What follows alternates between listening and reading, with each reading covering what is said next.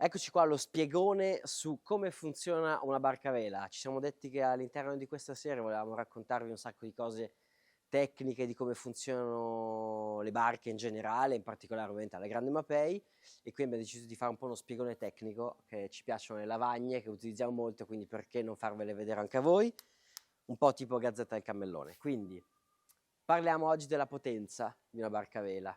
La potenza della barca a vela, per farla breve, è la sua capacità a contrastare la forza sbandante del vento. Più una barca è potente, più riesce a prendere energia dal vento. Ci sono 3 parametri che influenzano in modo preponderante la potenza di una barca a vela. Partiamo con la carena, che quindi è la parte dello scafo immersa nell'acqua. La barca pesa 9 tonnellate, abbiamo detto questo è il centro di spinta, quindi la forza di Archimede spinge verso l'alto, e poi abbiamo il centro di gravità, quindi diciamo il baricentro, okay, della barca, che con i suoi 9 tonnellate di peso spinge verso il basso. Quindi la potenza della barca a vela, il fatto che ci sia un momento raddrizzante che contrasta il momento sbandante del vento, è la distanza tra queste due forze per il peso, quindi 9 tonnellate per questa distanza. Più si aumenta il peso o più si aumenta questa distanza, più la potenza aumenta. Ovviamente noi non vogliamo aumentare il peso perché il peso poi ci fa essere più in acqua, quindi ci fa fare più resistenza, quindi vogliamo aumentare questa distanza. Ma non possiamo perché noi la carena ormai è già fatta e non possiamo avere una carena più potente. Quindi cosa possiamo fare noi? Allora, la carena quindi ve l'ho spiegata. Un altro parametro fondamentale per la gestione della potenza è la chiglia. Eccola qua, la chiglia che è qui, la potete vedere, quindi con un mega bulbo che pesa più di 2 tonnellate, quasi 3 tonnellate. E questo cosa fa? Beh, fa abbassare il centro di gravità. Quindi se abbassiamo il centro di gravità, andiamo in questa zona, beh, in più noi possiamo anche basculare questa chiglia, quindi praticamente bascularla sopravvento, quindi il centro di gravità non è più qui, ma si sposta più o meno, diciamo, in questa zona, e quindi avremo, ecco qua, che la distanza tra il centro di gravità nuovo e il centro di carena è aumentato, quindi la barca è molto più potente. E via pure la chiglia. Per riassumere, la parte sulla chiglia è più si sposta il baricentro in basso e sopravvento, quindi magari anche con dei ballast o matossando, quindi spostando tutto il peso che abbiamo dentro la barca, lo spostiamo a sopravvento, per appunto aumentare la distanza dal centro di gravità al centro di carena, quindi più potente. Ma vedremo adesso la cosa che impatta di più il raddrizzamento di una barca è il foil. Ecco qua. Il foil come funziona? Beh, la forza di un foil funziona proprio come un aeroplano, ma questo poi ve lo raccontiamo più nel dettaglio in un altro episodio perché ci vuole troppo tempo.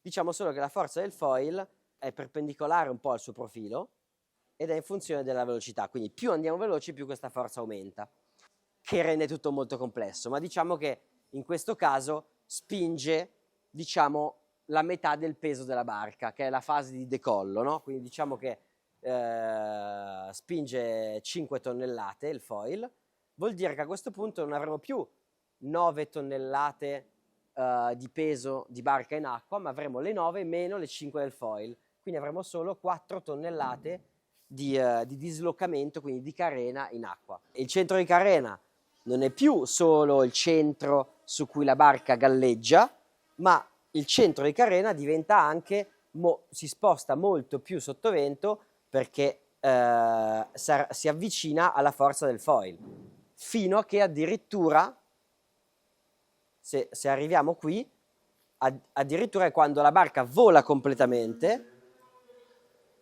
voliamo completamente, quindi l'acqua passa sotto la carena, eccoci qua, che a questo punto la potenza, quando la carena è completamente fuori dall'acqua, è gigantesca, perché abbiamo la spinta del foil che è in equilibrio quindi con il centro di gravità. In questo caso qua la potenza della barca è quasi il doppio rispetto a quando navighiamo galleggiando in modo normale. Eccoci qua, quindi adesso cerco di spiegarvi il motivo per cui abbiamo voluto spostare le scasse dei foil, ma prima vi faccio vedere un po' il foil che abbiamo già per spiegarvi un po' come funziona la spinta di un foil. Questo è il nostro foil, eccolo qua, quindi in questo caso è quello che va a sinistra, quindi a babordo della barca, e il foil è diviso in tre parti principalmente. Lo shaft, che quindi è la parte che entra dentro la barca, che può anche scivolare dentro la barca, ed è una parte che è molto strutturale ma che spinge poco la barca verso l'alto.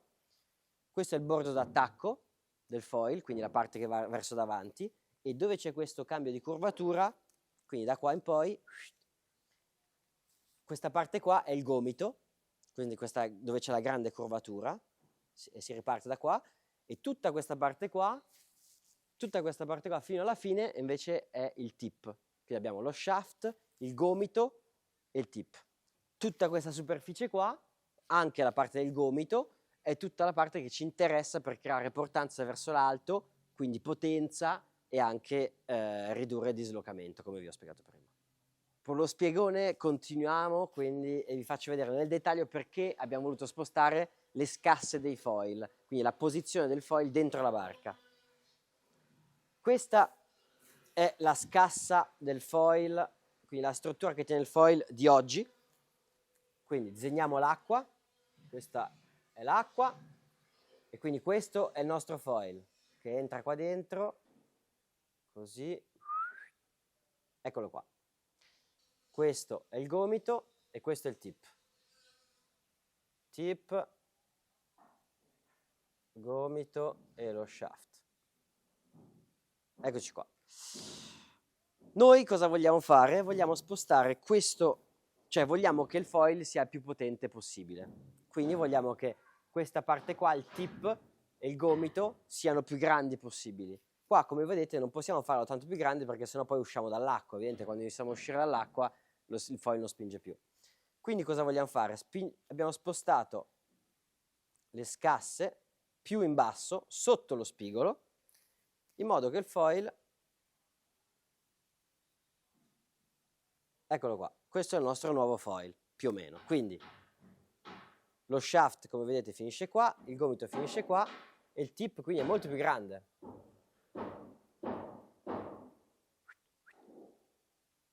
Quindi ci sono più ragioni. Uno è che questo tip rispetto a questo cambia molto, quindi il foil nuovo avrà molta più forza per spingere verso l'alto, e in più c'è anche un'altra ragione per cui praticamente i foil non possiamo farli della forma che vogliamo, ma c'è una stazza,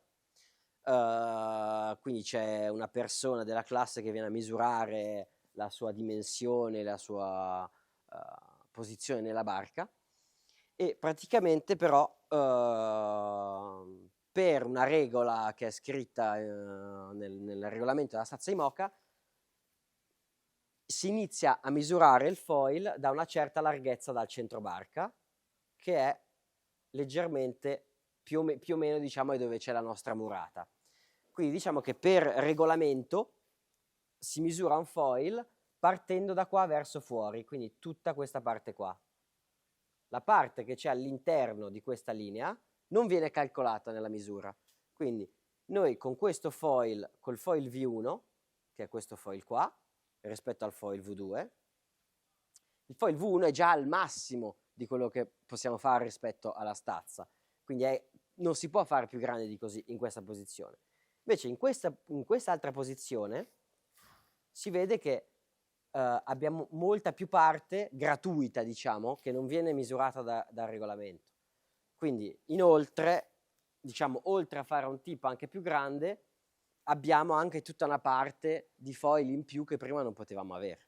E quindi abbiamo deciso di spostare le scasse dei foil appunto per aumentare moltissimo la potenza e anche l'altezza di volo della barca, ma è stata una scelta un po' folle perché comunque spostare visivamente non sembra una cosa così rivoluzionaria, spostare le scasse dei foil di qualche decina di centimetri, ma dentro la barca spostare la scassa del foil da qui a qui è stato un lavoro gigantesco, perché appunto è una struttura che è in grado di prendere tutta la forza del peso della barca e anche gli impatti con le onde quando la barca naviga a 30 nodi nelle onde, volando completamente sul foil. Quindi è una struttura che forse è la più importante di tutta la barca. ed è per questo che ci stiamo prendendo tutto il tempo che ci vuole per fare il lavoro meglio che si possa.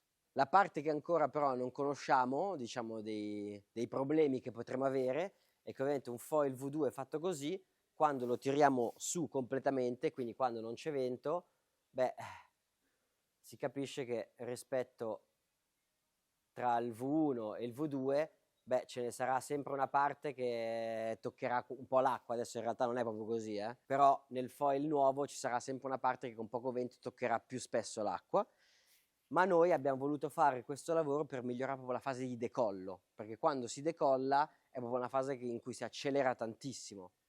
E quindi abbiamo fatto più potenza ma meno peso, perché appunto meno peso comunque ci consente di uscire prima dall'acqua, ma come avete visto prima, meno peso vuol dire anche meno potenza, quindi per questo era veramente fondamentale recuperare tutta la potenza che si può da dei foil più grandi.